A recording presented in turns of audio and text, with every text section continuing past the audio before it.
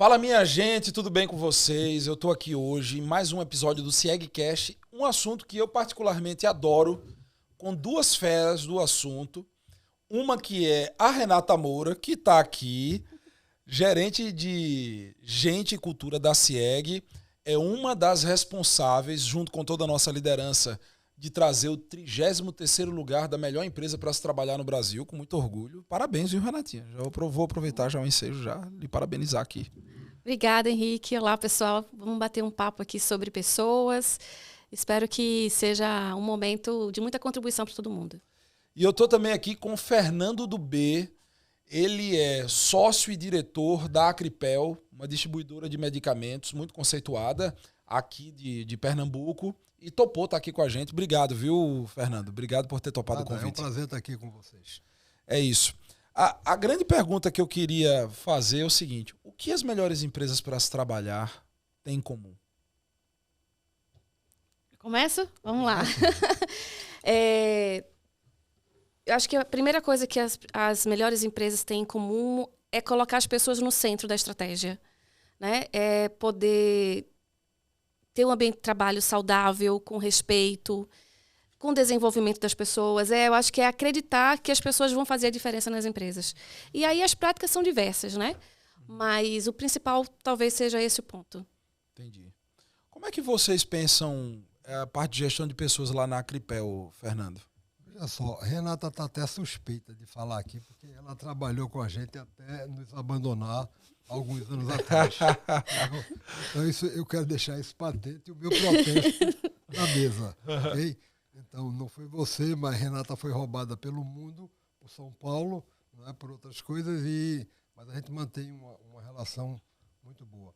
Respondendo sua pergunta, assim, eu não sei direito, porque a sua pergunta é muito ampla, mas eu acho que o que motiva a gente mais é o interesse em gente, na realidade. Gente, pessoas, é o foco fundamental nosso, e a gente entende que não há jeito de você ter qualquer tipo de atividade econômica e ser bem-sucedido se você não tem uma equipe diferenciada que se identifique com a empresa. Pessoas que possam dizer assim: eu faço parte de alguma coisa. Não é feito um time de futebol, uma igreja, não. É um negócio diferente. Uhum. Agora, você hoje, como diretor da empresa, a maior parte do seu tempo, você ocupa com pessoas de fato, ou você é aquele cara que fica analisando o número e tal? Como é que você divide o seu tempo na gestão das pessoas lá? Essa sua pergunta é boa e é fácil de responder. Vamos supor, eu ainda trabalho os 2 expedientes. Então, de manhã é a empresa em si. E de tarde, completamente à tarde, eu dedico para as pessoas que eu tenho interesse em que desenvolvam projetos diferentes. Ou seja, de manhã é a burocracia, não é? São os contatos, as vendas, não é? As metas atingidas ou não. E essa é a parte. De tarde é como se fosse o tempo da filosofia, da conversa, do diálogo, de encontrar ideias novas. É isso aí. Mas você já tem essa rotina já há muito tempo, já, Fernando? Essa rotina? Olha, se ela não está bem estabelecida, a pandemia trouxe algumas realidades para a gente, né? Eu acho que a pandemia foi a experiência mais marcante que a empresa da gente teve nos 30 anos de remédio.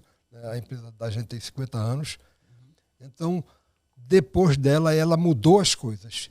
E aí você vai se acomodando e você também descobre outros caminhos de fazer coisas diferentes. É possível, Renata, ter um bom ambiente para se trabalhar, uma empresa relevante, boa para se trabalhar, com pessoas no centro da estratégia, sem que os cargos mais altos da empresa estejam interessados por esse tema? Você que fez consultoria para muitas empresas, dá para fazer? Por exemplo, uma força de um setor de RH ou da liderança se a alta gestão não estiver comprometida com isso. Como é que funciona? Não dá para fazer gestão de pessoas de baixo para cima, né? E aí o doutor Fernando é um exemplo disso. Assim. Ele é que traz essa filosofia de gente, de pessoas e dissemina para baixo.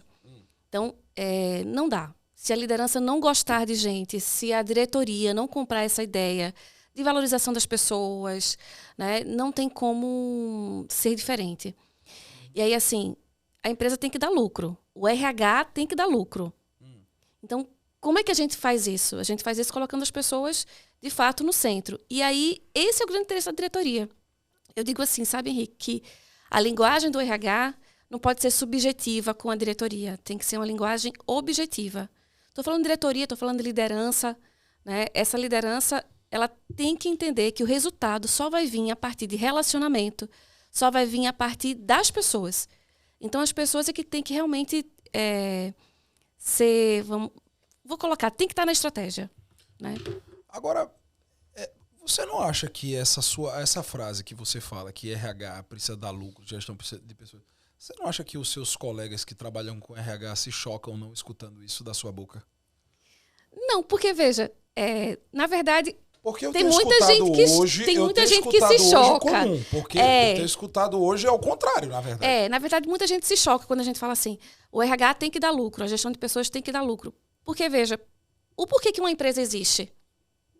Ela existe para dar lucro, certo? É a primeira função social da empresa. Exatamente. Então, quando eu coloco assim, que de novo, também não é meu, né? Esse é um livro que já existe já há um bom tempo. Eu esqueci o autor, depois me cobrem aí.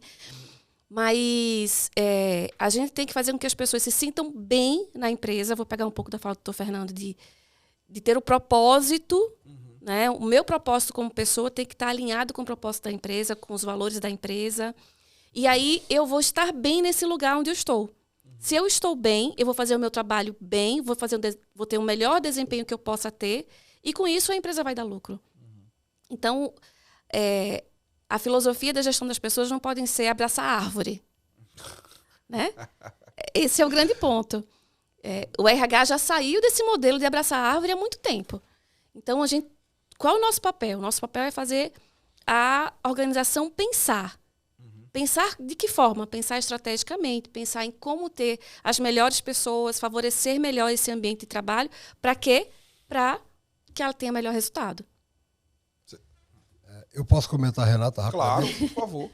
Eu acho que ainda vou ser um pouquinho mais radical do que ela. Não é que o lucro seja a essência, a alma da empresa, não é por aí. Mas é que sem lucro não existe empresa, não existe trabalho, não existe negócios. É uma pena que as pessoas que têm uma visão, vamos supor, mais assim, social do mundo, como eu mesmo tenho, não compreendem que o lucro é absolutamente indispensável para a manutenção de qualquer entidade. Até uma entidade filantrópica tem que ter suas contas e saber quanto ela recebe e quanto ela gasta. É fundamental, eu concordo com a Renata. Isso começa, inclusive, o governo, né? Se o governo ele gasta mais do que ele arrecada, ele tem problema, ele colapsa, né? E tem uma coisa, Henrique, eu não vou ter esse dado aqui, mas na próprio relatório do GPTW, do que tem em comum entre as melhores empresas, o que tem em comum é que elas são mais rentáveis do que aquelas que não estão no ranking. Por quê? Porque quando as pessoas elas estão bem no ambiente de trabalho, elas têm um melhor desempenho e, com isso, as empresas têm um melhor resultado. Então, está intimamente ligado, né, o resultado da empresa com o bem-estar das pessoas. Não são dissociáveis. Ô, Fernando, vocês têm um padrão lá de gestão de pessoas que é o padrão do GPTW. Vocês ganharam por 10 anos o selo, né? Foi. O que mudou, no caso, quem era a Acripel antes e o que mudou depois desses processos implementados, enfim? Porque eu acho que boa intenção não basta, né? A gente tá falando aqui, somos bem intencionados, beleza, mas boa intenção não funciona. A gente precisa de processo. O que mudou lá? Olha só, eu acho que não é o que mudou, tudo muda o tempo todo lá, né? Há uma frase de um filósofo grego que diz: a única coisa permanente é a mudança. Então, a gente sabe que as coisas vão mudando, o mercado muda, o perfil dos clientes muda, a tecnologia muda. Então, não há alternativa para a gente, a não ser você entrar na rota da mudança, o que é uma coisa muito prazerosa, não é? Não é porque a mudança, ela desenferruja, ela faz com que a gente lê coisas diferentes, não é que a gente aceite propostas outras. E eu estou de acordo, assim, com esse perfil Mas, assim. e sua você é um pergunta. exemplo, viu? Porque tem muita gente que é mais jovem que você. Você já está aí, já tem um caminho. A gente ainda estava conversando a respeito de idade, desse choque de gerações. E eu ouvir isso da sua boca é algo realmente inspirador, né? Pelo menos eu estou me sentindo muito inspirado escutando isso. A importância de estar sempre em mudança, né? Eu acho que se a gente conversar com todos os gerentes, diretores da empresa, de qualquer departamento, a gente está hoje presente em 6 ou 7 estados do Brasil. Você fala com o gerente lá de uma área, vamos supor, do Rio Grande do Norte, ele fala do mesmo jeito que a pessoa que é o gerente, vamos supor, da Bahia. Há uma identificação de valores. Isso é o que nós estamos querendo dizer de maneira simples. Tem que ter valores comuns para a gente tocar a vida. E os valores é saber que sem você incorporar a mudança no dia a dia da gente, você está condenado rapidamente à extinção. Isso é cultura pura, né? Isso é cultura. Já está dentro do DNA de vocês. Eu acho lá, que né? sim. Eu acho que sim. Isso não, desculpe. Pois não. Isso não nos leva a dizer assim, não, a gente é assim, a gente não passa por crise, que a gente não tem dificuldade, que o mercado sim. não tem uma coisa a ver com outra, né? Mas é um dado de realidade que a gente tem que tá aberto para mudança o tempo todo. Você acha que a cultura é o elemento mais importante de uma organização? Vamos lá. Na medida que eu penso que a cultura é formada pelas pessoas, sim. Né? Porque a cultura é aquilo que está permeado em todas as pessoas que fazem parte da empresa. Né? Não só da diretoria, não só dos líderes. Né? Então, sim, porque vai dar o jeito das pessoas serem. O jeito CIEG de ser. É o jeito da Acripel de ser. O jeito de qualquer empresa ser. Então, sim, a cultura é fundamental. Se for uma cultura de pessoas, de valorização das pessoas, né? Sim. Pronto. Henrique, deixa eu complementar assim. Eu estou consultando os meus alfarrábios aqui para me lembrar de alguma coisa que tenha a ver. Veja só, a cultura. Eu me lembro de um programa que nós tínhamos, que era da empresa que ensina, que era no ginásio pernambucano. E tem uma fala minha, tem uma fala de diversas pessoas, né, que são chamadas, que fazem parte do projeto. No caso, o ginásio pernambucano, uma escola pública de referência em Recife. E uma de minhas falas era qualquer coisa assim, quem paga se acredita, quem recebe deve. Isso é um axioma contábil. Não é? Eu dizendo isso para uma turma de jovens, né, isso arrepiou um pouco as pessoas. Vou repetir, quem paga se acredita, quem recebe deve. Isso eu disse claro. E disse também que a vida é uma troca. Quando eu acabei de dizer isso, e o debate continuou, se levantou uma jovem de 15 anos, eu tenho até o nome dela aqui, Fernanda Leitão. Ela disse assim, doutor Fernando, se a vida é uma troca, o que o senhor espera da gente? Foi a primeira vez que eu fiquei sem saber que resposta dar para uma menina de 15 anos. Ela estava dizendo, a vida é uma troca. O senhor está aqui com o IQE, com não sei quem, com um bocado de gente. Com a empresa farmacêutica maior do Brasil. O que é que o senhor quer da gente? E eu fiquei sem responder. Isso aí, vindo assim de uma jovem de 15 anos, normalmente a juventude hoje não consegue fazer questionamentos nem responder nada muito complexo, realmente é muito forte. O que é que a gente espera das pessoas, no final das contas, né? Nas nossas organizações, o que é que a gente espera das pessoas? Entendendo que que a vida é uma troca. Por que ter uma cultura de pessoas, né? E aí, eu acho que é importante a gente saber quem nós somos, né? Quanto empresa mesmo, não só como pessoa, mas também como empresa. O que nós somos? O que nós queremos? Né? E saber o que a gente espera das pessoas. O que eu espero dos meus colaboradores? Isso tem que ficar muito claro. Para quê? Para que se tenha a cultura, né, disseminar essa cultura, a gente precisa saber o que a gente espera das pessoas. Porque senão a gente fica fazendo as coisas sem estratégia, sem de novo, né, vou falar esse termo, né? A gente fica abraçando árvore. O RH vai ficar abraçando árvore. Então, por isso que é importante a gente saber o que a gente quer de cada uma das pessoas. Ter uma trilha de carreira é importante para que as pessoas saibam o que esperar da empresa e a gente também saiba o que esperar delas. Então, a prática de onboarding é fundamental para que, nesse momento, a gente já fale o que a gente espera das pessoas. Quais são os nossos valores, o que a gente espera que elas se comportem. Ter avaliação de desempenho, porque a gente também é um retorno para eles, uma resposta para eles de como que a gente quer, enquanto empresa, que as pessoas se comportem. Você acha sabe? que esse ferramental é a parte mais difícil da gestão de pessoas, de você implementar? Na verdade, assim, Henrique, eu sou muito prática, né? Eu sei. Então, para mim, é a parte que, vamos dizer assim, é mais fácil porque ela é mais objetiva. Tu acha que é fácil implementar isso? Veja, não estou falando fácil implementar, mas eu estou falando assim, ter ferramentas facilita o processo de RH. Não, sim. Sabe? Mas o que eu estou querendo dizer, para colocar isso dentro de uma engrenagem, por exemplo, a maioria de quem está nos assistindo agora são empresários de contabilidade. Tem 12, 15 colaboradores, né? Vai implantar um processo de onboarding de novos colaboradores ou de avaliação de desempenho e tal.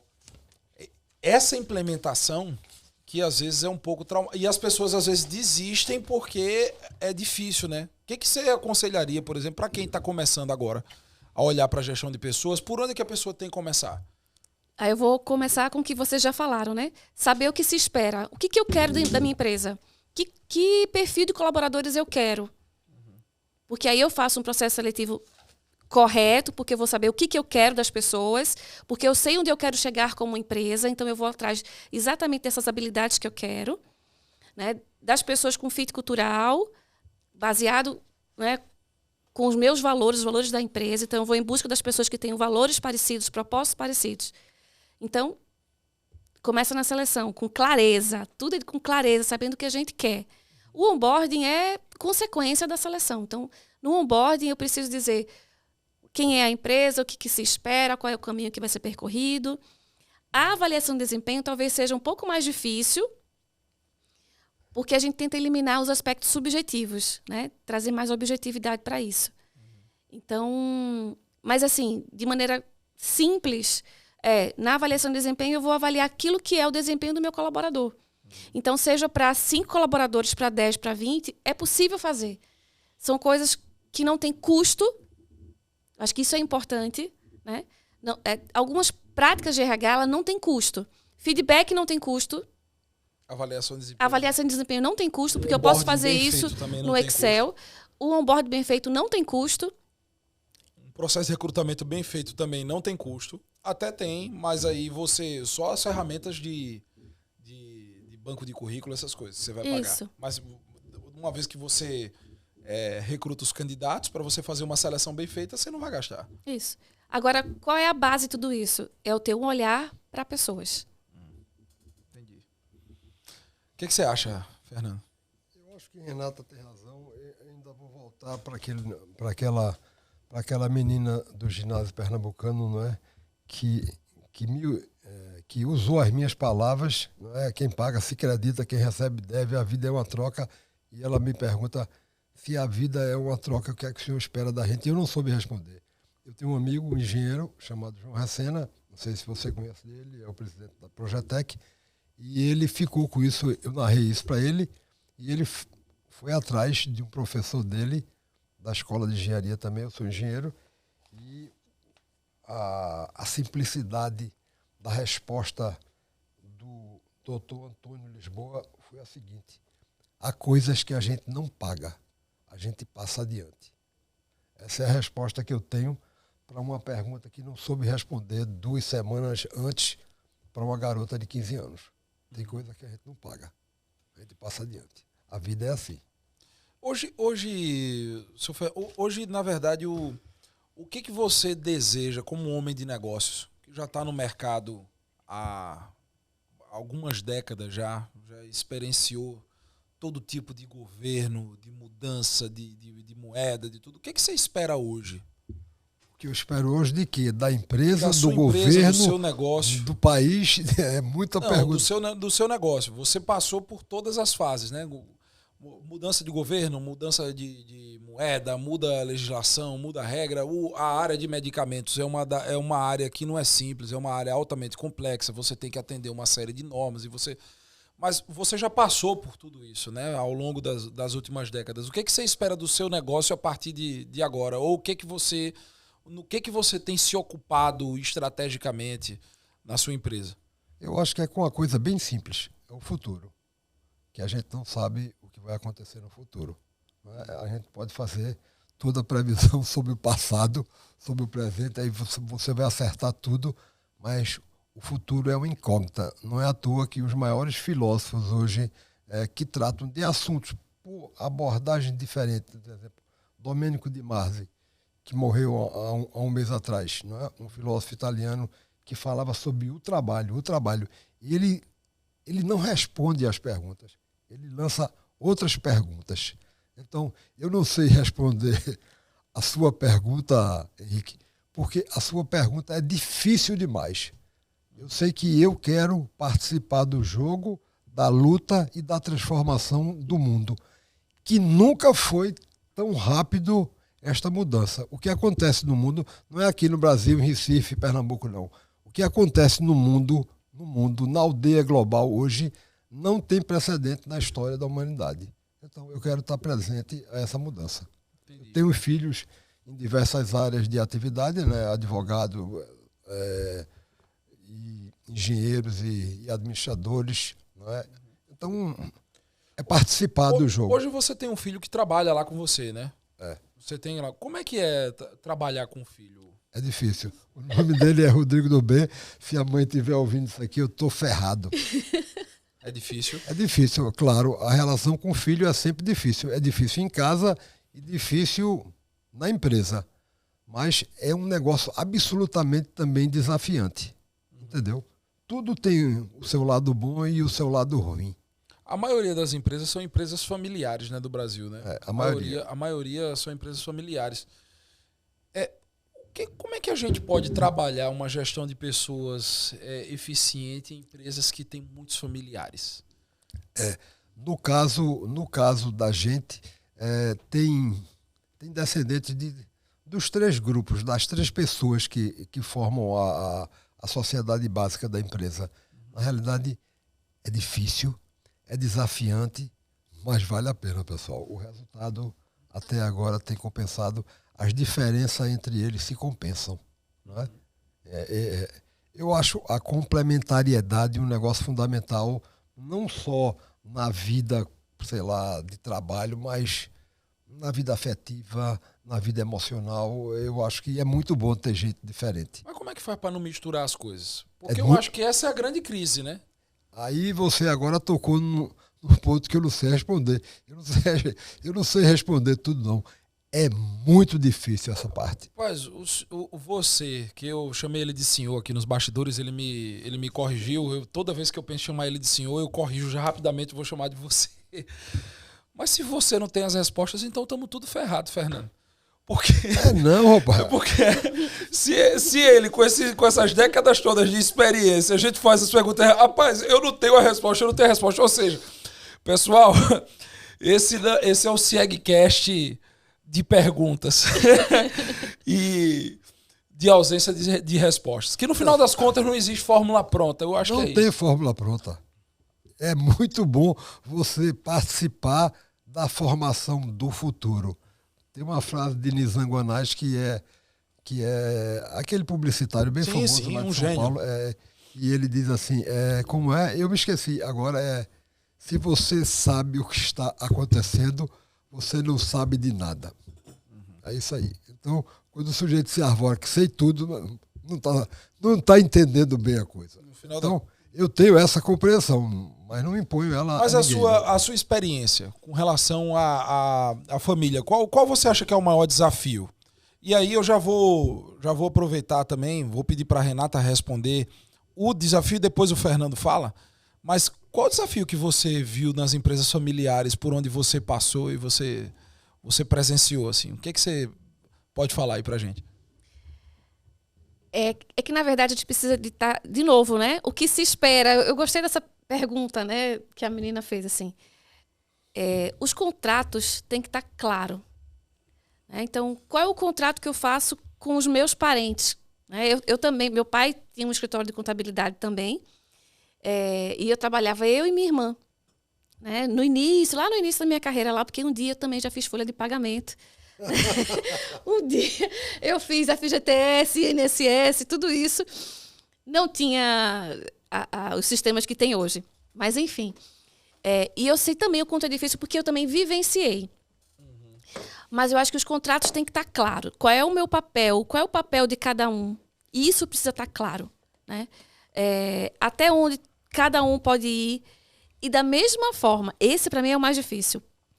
Da mesma forma que eu digo para o meu colaborador qual é o ponto de admissão e o ponto de desligamento, isso também tem que estar ainda mais claro no caso das empresas familiares. Mas você não acha que inevitavelmente em algum momento tem a mistura? Porque eu acho que esse que é o grande problema. A mistura, cara. Você querer misturar negócio com laço afetivo familiar. Você não... Porque isso requer um nível de maturidade alto. É exatamente isso. Assim, o nível de maturidade tem que ter uma clareza do contrato. Né? Por exemplo, a gente tinha um acordo que não se podia falar sobre empresa dentro de casa. Então, se eu estou com meu pai, com a minha irmã, não pode falar sobre empresa nesse ambiente. Né? Não é esse o lugar. Então, da mesma forma que eu não posso levar o trabalho para casa, eu também não posso pegar as coisas de casa para o trabalho. Isso requer um nível de maturidade muito grande, muita terapia, que eu acho que é importante. Mas eu acho que, assim, dentro dessas relações familiares, é importante ter pessoas que não são da família e que vão fazer esse papel meio de mediador, sabe? Então, não é todos os cargos que eu tenho que ter família. Eu posso ter, em alguns outros cargos, pessoas que não são da família que vão dar esse equilíbrio. Então, eu acho que isso é um ponto importante. De como que eu faço essa junção entre quem é família, quem não é família, mas isso precisa acontecer. O que você acha, Fernando? Eu acho que, de novo, não é porque a gente trabalhou junto, não, que eu estou dando razão à Renata, viu? É porque a gente tem uma afinidade de linha de pensamento. Veja só, eu anotei aí, enquanto vocês falavam, sobre a questão familiar, pai, mãe, filho, babá. Então, veja só, qualquer coisa que seja, qualquer atividade que seja a sua empresa, o seu negócio, e tendo em vista, vamos supor, que você tenha a circunstância de trabalhar com o pai, com o tio, com o sobrinho, com a família, que é o caso da gente. Não é? Eu tenho um sobrinho lá dentro, né? Eu tenho um filho lá dentro e pronto. Então, a gente tem que ver assim, que a experiência é a memória dos erros. Não é? Essa definição também não é minha. Eu sou cheio de definições que já passaram pela minha cabeça. Então, você tem uma experiência de lidar com umas pessoas, com um grupo, aí você vai, reflete, tem livro que lhe ajuda. Mas não tem nada a ver, não resolve o seu problema. Se você não tiver a consciência da experiência da sua memória de erros. É em cima da memória de erros que um foguete é mandado para a Lua com todos os ajustes necessários do que não deu certo, a uma coisa simples como você administrar um bar, um restaurante, qualquer coisa. Os princípios são os mesmos. Tem eu não lembro, mas vocês tiveram um consultor de transição de geração, né? Foi muito bom. Foi o Marcelo... Não. Foi um senhor de 80 e poucos anos, ele dá consultoria a várias empresas aqui, inclusive ao grupo João Carlos Pai Mendonça. Simão Franco o nome dele. Foi uma experiência muito boa. Eu estou dizendo isso aqui porque é uma pessoa... Como é que você soube disso, Renata? A gente já conversou sobre isso. Uma pessoa que chega de fora, aí tem uma visão diferente mesmo. Foi uma experiência muito bem sucedida, muito bem lembrada. Eu não sei nem dizer como é o que ele fez, mas que ele participou ativamente da construção de um clima melhor na empresa entre as gerações. Foi meu. Rapaz, que coisa interessante. Eu não sabia que existia consultoria para isso. Sim. Na verdade, tem duas coisas que eu aprendi aqui conversando com vocês. Uma é isso, que eu não sabia que existia, e realmente, de fato, é algo que faz todo sentido, porque tem empresas que têm um choque geracional muito grande. E outra coisa que também foi você que falou, Fernando, de letramento racial. O que você aprendeu com relação a isso e por que esse tema se tornou importante para você? Veja só, você tá dando uma abrangência para a nossa conversa muito grande e eu não estou acostumado a falar assim para uma câmera, etc. Não é o meu jeito, mas uma amiga nossa que é especialista em educação, que é junto conosco a nossa principal madrinha dos nossos projetos de educação, é uma pessoa que trabalha no IQE, ela é diretora de lá, e ela um dia chegou lá com uma conversa dessa. Vamos fazer um projeto aqui de letramento racial. Eu nunca nem tinha ouvido falar disso, Renata. Letramento racial, eu não conhecia essa expressão. Então, ela fez uma pesquisa lá, que durou, sei lá, uma semana, 10 dias, qualquer coisa assim. E o que eu fiquei foi muito contrariado e muito feliz com o resultado. Você pergunta como é que é contrariado e feliz. Eu sou assim. Eu vi que chegou-se mais ou menos ao resultado que 40% dos funcionários de nossa empresa se sentiam que na empresa tinha um viés de racismo. Veja só, um negócio que eu não esperava isso de jeito nenhum, Renata. Então foi uma surpresa para a gente e é um assunto que nós estamos assim, trabalhando. Eu nunca tinha ouvido falar de letramento racial. Vocês tinham já? Nunca ouvi também. Pronto. Para você ver. E a gente está fazendo coisa nova, graças às nossas relações e a abertura que a empresa tem para as pessoas. A Acripel é um bom laboratório, vamos fazer lá. O ponto é porque quando a gente lida com empresa, a gente está falando aí de comunidade, né? De uma forma ou de outra, a gente vira uma comunidade, né? Uma grande comunidade. Sua empresa já tem um número elevado aí de funcionários, né? É uma grande comunidade, a nossa também é uma grande comunidade. E essas questões, por exemplo, do respeito, que é um pilar importante para o GPTW, até para isso a gente pode fazer um processo. Porque o grande lance é o seguinte, vai ter um tempo que a gente não vai estar mais na gestão das nossas empresas. Vão vir outras pessoas que têm outros track records e tal. E em que momento, Renata, você acha importante criar processo para manutenção do respeito entre as pessoas? E o que as empresas podem fazer para assegurar que o respeito seja um sentimento cultivado de forma estrutural na empresa? Henrique, esse é um ponto assim, importante da gente conversar, né? Então, primeiro, definir o que é respeito, o que pode e o que não pode dentro da empresa. Né? Por exemplo, programas estruturados como esse letramento racial, ou programas de ética, que é um dos nossos valores. Né? Então, como que a gente cria esses programas? Né? Mas é super importante a gente estruturar isso. Né? Eu acho que, pensando na CIEG, a gente está no momento de estruturar ainda algumas ferramentas, né? Mas ano que vem é o nosso ano da cultura. Isso vai ter que entrar aí como um programa, um dos programas que o RH vai precisar, o Gente Cultura vai precisar puxar. Né? E aí, respeito em todas as áreas, né? Respeito em relação às mulheres, em relação à raça, né? No tratamento com todo mundo, ou seja, minha comunicação, que seja uma comunicação não violenta, como que a gente trabalha, né, esses temas, respeito ao cliente. Então, tem muita coisa para se trabalhar dentro do pilar de respeito, né? Mas eu acho que isso é uma das coisas que são comuns às melhores empresas. O respeito como as diferenças, seja elas quais forem. Você respeitar as diferenças. Isso. Só que o ser humano, ele não foi... Eu acho que ele não tem um DNA preparado para respeitar a diferença, né? O ser humano, ele gosta de combater as diferenças e de impor a sua verdade para o outro. Na verdade, a gente vem dessa cultura, né? E é algo que a gente vem aprendendo com o passar do tempo. E eu digo isso claramente porque as redes sociais, elas demonstram muito isso. O quanto que a gente não sabe lidar com o diferente.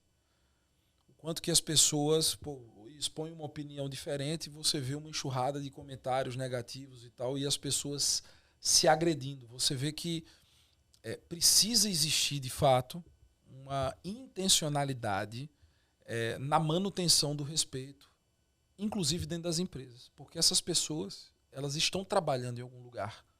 As pessoas que disseminam ódio na internet, elas trabalham em algum lugar. Elas estão em alguma empresa. Imagine que tipo de comportamento, se elas conseguem ter esse comportamento ali nas redes sociais para milhares e milhares de pessoas verem. Imagine dentro da companhia. Imagine dentro das empresas, né? E eu acho que a tolerância ela é importante, mas a gente precisa ser intolerante com algumas coisas. Falta de respeito é uma coisa, independente do que ser. Falta de respeito é uma coisa que a gente precisa combater mesmo. Inclusive combater em nós. Quando a gente se perceber, porque todos nós temos os nossos preconceitos, né? Todo mundo tem o seu preconceito. Uma pessoa que diz assim, não sou preconceituoso. Não é verdade. Todos nós temos algum preconceito. Uma opinião formada antes sequer de ter tido contato com uma pessoa, com um tema. E a gente precisa se perceber, principalmente no ambiente de trabalho. Porque às vezes a gente passa feito um trator pelas pessoas, porque a gente precisa, principalmente a gente que tem um drive muito de ser orientado à tarefa, a gente passa por cima e vai e acaba desrespeitando o outro nas diferenças, até muitas vezes na diferença de ritmo, muitas vezes, de entendimento, e a gente precisa ter um pouco mais de sensibilidade. É lógico que a gente não vai abrir mão dos resultados, jamais. Mas isso não significa que a gente precisa passar por cima de ninguém, né? Ou não perceber o outro. Eu acho que isso vem muito de empatia, né? O quanto que vocês têm a capacidade de se colocar no lugar do outro e de pensar e de tentar estruturar o seu pensamento a partir da visão de mundo que o outro tem também.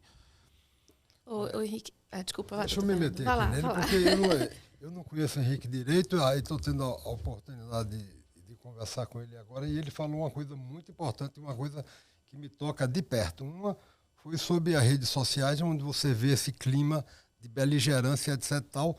Você só não falou foi do custo psicológico desse negócio, não é? Que tem gente já medindo na América, na Europa, e é um negócio assim atordoante, não é? Crianças que têm distúrbio de comportamento em grau sério por conta de fazerem parte dessa revolução, porque é uma revolução, não é? Do tipo de comunicação, do tipo de relação que é criada a partir da modernidade. Num livro recente que eu estava lendo, eu não sabia disso. Quer dizer, eu sei que são muitos, mas o livro, que é um livro recente, fala de a população do mundo de 7 bilhões e pouco, certo? Tem 6 bilhões de celulares no mundo circulando, ativos. Veja só, que diferença de um padrão para trás. Você tem 80 e tantos por cento, 90%, vamos dizer assim, de pessoas se comunicando, não é, de uma forma que há 30 anos atrás não havia. É verdade. Veja só, então tudo muda, o padrão muda. Você tem que trazer outras maneiras de pensar para você não se desorganizar ou não produzir o que não só cidadãos neuróticos, como empresa neurótica. Tem empresa também neurótica, pessoal. Não é? Então, esse cuidado é uma coisa... A mudança não tem precedente. A gente tem que tomar cuidado com as mudanças. O celular, eu estou dando um exemplo para radicalizar, porque eu li isso a semana passada. Eu ia dizer assim, né? Eu esqueci o que eu ia dizer. Não, que você estava falando sobre essa questão do respeito, da empatia, né? E que, assim, de novo, a gente coloca a cultura.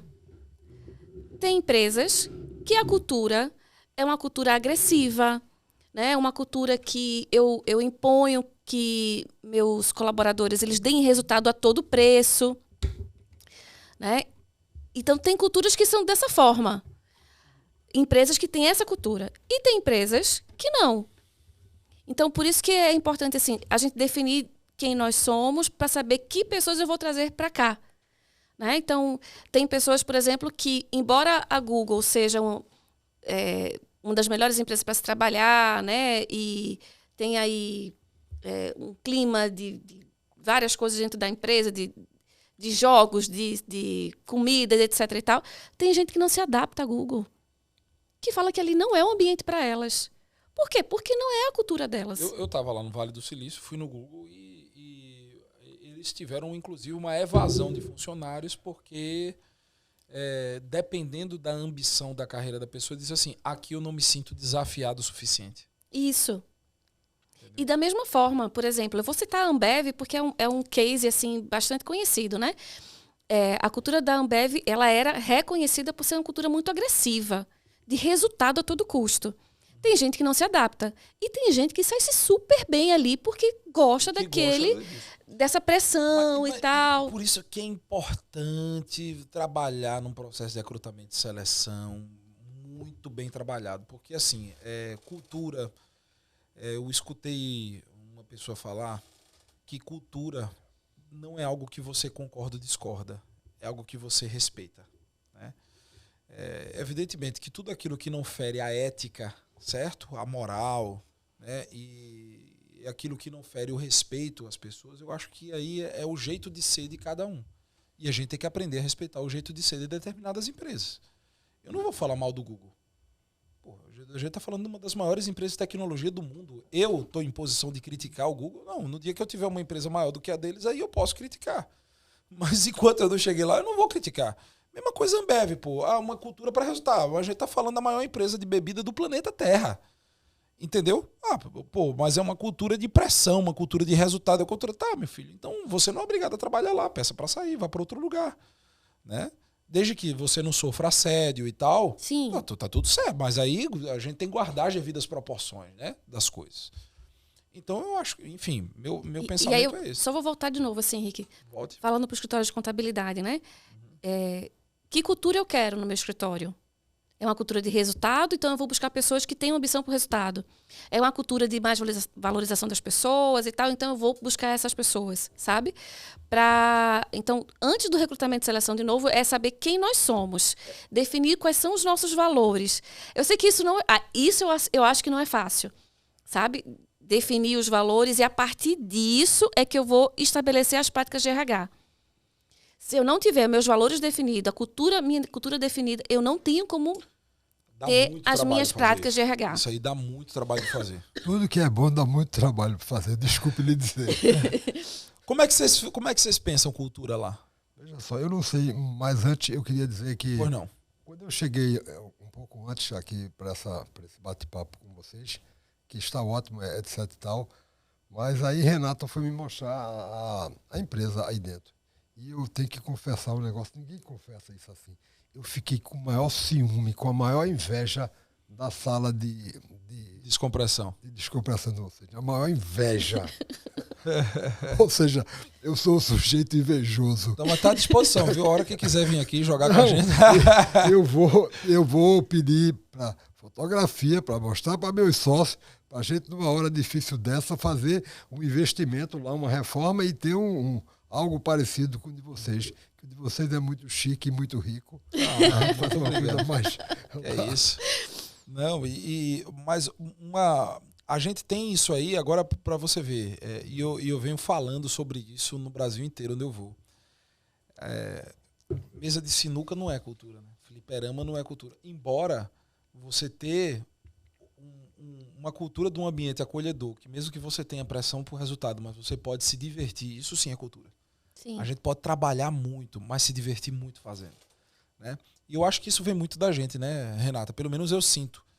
Em boa parte das pessoas que estão aqui, evidentemente que eu não vou dizer que é todo mundo, porque aí é conta de mentiroso, mas boa parte das pessoas que estão aqui se divertem muito trabalhando. E aqui está um cara que se diverte trabalhando. E eu tô todos os dias no escritório porque eu quero, quando eu estou em Recife, evidentemente, né? Porque eu quero estar. Eu gosto de vir trabalhar. E acho que isso aí é cultura. Entendeu? Então acho que a cultura, ela na verdade, a marca interna, né? É a percepção que as pessoas têm e a atitude que as pessoas têm, mesmo que ninguém diga nada, mas as pessoas sabem o que tem que fazer, porque existe algo que coloca na cabeça delas que elas têm que fazer daquele jeito. Às vezes a pessoa nem sabe por que ela está atendendo o cliente daquele jeito, ou pensando no produto daquele jeito, Ou por que ela está fazendo aquilo daquela forma. Ela não sabe conscientemente. Mas a cultura está tão impregnada que as pessoas fazem as coisas de forma natural. Eu acho que isso aí é o sonho de toda empresa. Você faz um reforço cultural tão intenso e tão forte diariamente que daqui a pouco as pessoas estão agindo de forma semelhante, que é o teu caso lá, e conscientemente elas não sabem nem responder por quê. Eu faço isso porque é o jeito certo de se fazer. É o jeito CIEG de fazer as coisas, é o jeito Acripel de fazer as coisas. E as nossas empresas têm cultura dramaticamente diferentes, mas está todo mundo fazendo as coisas daquele jeito ali, porque já está no DNA, né? É o conceito de identidade, né? Identidade organizacional é isso, é quando as pessoas, elas em comum, elas se sentem pertencentes àquele lugar, pertencentes àquela cultura, né? Então a identidade organizacional é o senso de pertencimento.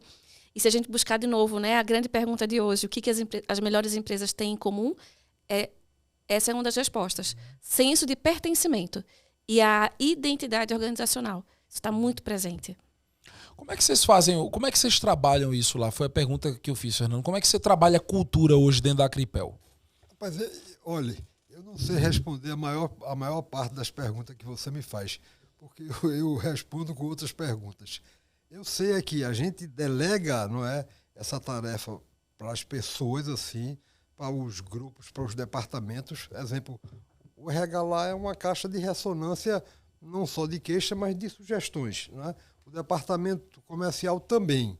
Então, eu juro que eu não sei responder para você. É tentar abrir, escutar, conversar, refletir e decidir no final, certo ou errado. É por aí. Eu acho que tem a ver com a proximidade da liderança com as pessoas. Pô, né? Ela respondeu melhor do que eu. Ela já trabalhou lá. Mas é porque são duas coisas parecidas que a gente também tem na CIEG, né? E, de novo, o que as melhores empresas têm em comum é essa proximidade entre a liderança e os colaboradores. É a cultura de portas abertas, é a cultura do ouvir. Então, tudo isso... Renata, sabe uma coisa que eu vou dizer? Hoje eu fiz um all-hands com o pessoal do suporte. Foi um tempo muito legal. O Petros, né, que é coordenador da área, veio falar comigo, agradeceu pelo tempo e tal. E no final eu disse assim, gente, o cargo de CEO pode afastar um pouco as pessoas, né? Mas eu quero dizer que a minha porta está aberta sempre porque vocês precisarem, de fato está. Só que aí eu terminei dizendo assim, só que eu tenho certeza que ninguém vai querer bater lá para conversar comigo. Me diga uma coisa, por que eu estou falando isso? Porque não adianta, por mais que a gente que esteja no alto cargo da empresa, né, de gestão, diretor, CEO, sei lá, o que for, por mais que nós sejamos pessoas humanas, as pessoas, de uma maneira geral, elas não se sentem à vontade para falar, para expor as suas opiniões. A não ser que elas venham sobre a égide do anonimato. Aí, no anonimato, as pessoas têm coragem de se expressar. Será que é por isso, por esse fato realmente, que a gente precisa focar no desenvolvimento de uma liderança? Para que essa liderança seja forte, para que essa liderança seja presente, para que essa liderança seja mais humana, ela seja mais coerente. Você acha que esse é o grande ponto de virada, a partir do líder, que a gente faz uma gestão eficiente numa empresa? Perfeito. Tem duas coisas na sua fala que a gente pode trazer assim, né? Então, os espaços de falar e de escutar, eles podem ser diversos. Por exemplo, a empresa que aprende, o conversatório que eles têm lá, é um espaço de troca onde os colaboradores vão estar lá assistindo um filme e vai ter uma troca com o presidente da empresa, com o líder. Não só trocas sobre o trabalho em si, mas sobre como eu penso a vida. Né? Então, essas trocas elas acontecem de todas as formas. O All Hands é uma troca, o hangar é uma troca, porque ali a gente vai estar trabalhando a cultura, falando como é que a gente... CS faz o check-in, check-out. Isso. Então, todos esses espaços de reuniões, de trocas que a gente abre, ele facilita. O café é uma troca? O café, claro. Na hora do café, a feijoada que a gente faz é ali um espaço onde a gente está mais aberto, mais desarmado, então eu posso falar o que eu penso. Então, todos esses espaços são de troca. né? Então, isso é um ponto, assim. Não necessariamente é o colaborador ir lá no líder fazer uma reclamação, uma sugestão, mas os espaços de trocas que são permitidos na empresa através de diversas formas. Agora, o líder é o grande gestor de pessoas. O RH não faz gestão de pessoas, quem faz é o líder. Então, quem dissemina a cultura é a liderança. Então, essa liderança tem que estar muito bem preparada. Ela tem que ter ali o DNA da empresa incorporado, né, para poder ter essa relação. Perfeito. E construir ambientes de confiança. Né? Se eu tenho uma confiança no meu líder e o líder tem confiança no time, essa troca vai existir, essa cultura de escuta, de fala, ela existe. Né? É aquela história. Eu não posso ter ninguém no meu time que eu não confie. Então, o ambiente de confiança ele tem que ser construído. E quem constrói isso é a liderança. Tanto o colaborador, ele nunca vai pedir demissão da empresa. Tem gente que vai pedir demissão e falar assim, eu amo essa empresa, mas o meu líder, eu não consigo trabalhar. Né? E da mesma forma, eu só estou aqui porque meu líder, ele é inspirador e tal. Então, o líder, ele é a cara da empresa. A marca da empresa é disseminada pela liderança. Perfeito. Uma consideração, Fernando? Eu queria, porque se vocês tocaram num assunto que é muito caro para mim... Só aproxima o microfone, por favor. Eu queria, porque eu tenho um assunto que é muito caro para mim, assim, na realidade, tem um livro de um franco-americano chamado Francis Fukuyama. Vocês conhecem ele? Não, nunca ouvi. Uma genialidade. Os dois livros dele são muito famosos. Confiança é o primeiro, ainda é o mais famoso, e ele fala assim, o título do livro está aqui. Depois eu passo para vocês. E ele aponta os fatores de produção. Né? Os fatores de produção no mundo. Então, é capital, o primeiro fator, ou seja, dinheiro. Não é? Segundo fator, o trabalho, é claro, não é? Sempre foi isso é clássico. Terceiro, recursos naturais. Terceiro fator de produção, não é? Recursos naturais, trabalho. Nos últimos 70, 80, 90 anos, apareceu outro fator de produção, que é a tecnologia, certo? Que realmente o que se viu, não é, na evolução da humanidade nos últimos anos não tem precedente também. Aí ele tem a criatividade, a inovação, a diferença de dizer que hoje em dia tem um novo fator de produção que seria o quinto, que é a confiança. Ou seja, e quando falta confiança, os outros fatores de produção não se integram bem. Então, esse livro de Francis Fukuyama, eu vou ver se eu encontro para lhe dar de presente. Qual o ano desse livro? Acho que tem uns 15 anos atrás. 15 anos, né? Engraçado que é a cultura do Vale do Silício, que são as maiores, é o maior polo tecnológico de inovação do planeta Terra, né? E lá no Vale, as relações elas são baseadas em confiança primeiro, porque quando você confia mais rapidamente, você consegue gerar mais agilidade, né, nos processos e nas coisas na empresa. Por isso que lá eles têm uma cultura de inovação tão forte e as coisas acontecem lá primeiro também. Isso é um dos motivos. E aqui no Brasil é ao contrário. Eu desconfio.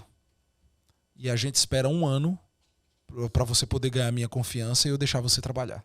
É assim que funciona. Entendeu? Então, eu vejo que nesse quesito eles estão à frente, entendeu? Que eles começam confiando. É lógico. O Brasil ele tem uma série de dificuldades. Eu postei até um vídeo falando sobre isso. Todo mundo, rapaz, mas aqui no Brasil você tem que tomar cuidado e tal, não sei o quê.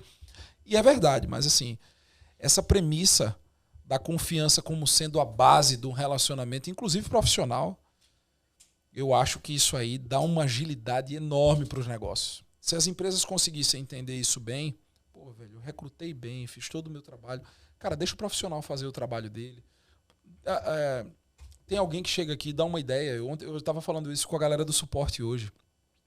Não tragam ideias para mim para eu implementar. Eu não tenho tempo de implementar a ideia. Eu não tenho tempo para implementar metade das minhas ideias. Então, faça o seguinte. Vocês, quando tiverem uma ideia, uma boa ideia, vocês vão ser o pai ou a mãe dessa ideia e vão botar o projeto para frente, se for aprovado. Entendeu? Mas não me venha com ideia para eu implementar, não. Porque eu não tenho tempo. Entendeu? As pessoas elas têm que saber o seguinte, que elas são responsáveis pelas ideias que elas dão. Se eu estou dando uma ideia e a ideia é boa, poxa, então faz o seguinte, vai lá, meu filho. Bota esse projeto, vá para frente, tá aqui, ó. O recurso, a estrutura e vá, dê sua cara a tapa. E eu acho que isso tudo, a base disso aí realmente é a confiança, Fernando. Você tem toda a razão. Eu não, é Fukuyama que diz. Mas só que como foi você que trouxe, você tem razão. E é a base do GPTW, né? Eles falam que tudo que eles querem construir é um ambiente de confiança. Então tem os 5 pilares, né? Que é o respeito, a credibilidade, o orgulho, me ajuda, Imparcialidade, camaradagem. Camaradagem. Então são 5 pilares para construir um ambiente de confiança. E é isso que ele propõe, né? Então, quando a gente fala assim, qual a importância de ter um certificado, ter o selo GPTW? A importância não é ter o selo, a importância é construir um ambiente de confiança. E a importância é porque, no caso do GPTW, eles têm uma metodologia interessante, demais, entendeu? Sem dúvida, sem dúvida. Então, vocês já ganharam quantos prêmios? Não, esse foi o 2º ano. Que maravilha. Mas, na verdade, a gente entrou em 3 ranks esse ano. Né? A gente entrou no ranking das melhores de São Paulo, as melhores do Brasil e agora, né, semana que vem, tem os melhores de TI. Que bom. E é isso. Enfim, a gente está se encaminhando para o final desse papo e eu queria passar para vocês aí as considerações finais. Fiquem à vontade para falar o que vocês quiserem para a nossa audiência. Não, as considerações finais é que agradeço muito a oportunidade de estar aqui com você. Vocês estão convidados a conhecer a empresa, o próximo acontecimento que a gente faça lá, não é do EQE, de qualquer coisa assim, vocês vão ser convidados. Renata corre o risco de ser, né, puxada de volta para a empresa o tempo todo, que isso é brincadeira. Eu estou brincando. Mas pode. Olha, ela passou. Ó, ele está provocando. Veja, ele não está provocando você, não, Henrique. Ele está provocando a própria Acripel, entendeu? O tempo que ela passou agora de férias, rapaz, foi uma alegria. Foi, que eu tive tranquilidade, tive paz, que eu não recebi. Rapaz, olha, atenção, Brasil, né? Porque eu tô aqui no meio de 2 pessoas. Você está sendo bombardeada, minha filha. Você quer levar e eu quero me livrar, veja. Olha aí, tá vendo? Brincadeira. Fala, Renatinha. Brincadeira. Bem, então, muito obrigado. Foi um prazer estar aqui. Vamos ver se a gente leva vocês lá para a empresa para conhecer. Uma honra. Coisa, tá? Uma honra. Joia. E para mim, assim, é sempre importante, né, Henrique, poder falar sobre a importância que as pessoas têm para o negócio, né, para o resultado. Com certeza. Né? Então, esse ano foi um ano de muita gratidão, né, das conquistas que a gente teve. Então, poder repassar isso para as pessoas e falar quanto é importante que se coloque, faça essa pesquisa de clima, né, encare as verdades que estão ali, né, para que a gente possa construir cada vez mais ambientes melhores de trabalho. Tá bom? É isso. Eu queria agradecer. Renata, eu já tenho o privilégio de conversar com Renata diariamente. Renata, além de ser gerente da CIEG, é uma amiga querida. Eu adoro trabalhar com ela. E quero te agradecer também, Fernando, por ter vindo. Eu acho que a sua presença aqui, tudo que você comentou, mesmo diante de toda a sua experiência, você demonstrar essa humildade e as incertezas que você tem, eu acho que isso é muito inspirador também. Você ter essa tranquilidade para disseminar a sua experiência de vida de forma tão simples como você fez aqui. Então, muito obrigado por ter vindo, pela sua generosidade também. E quero agradecer aqui cada um de vocês que nos acompanhou e até a próxima. Valeu. Um abraço.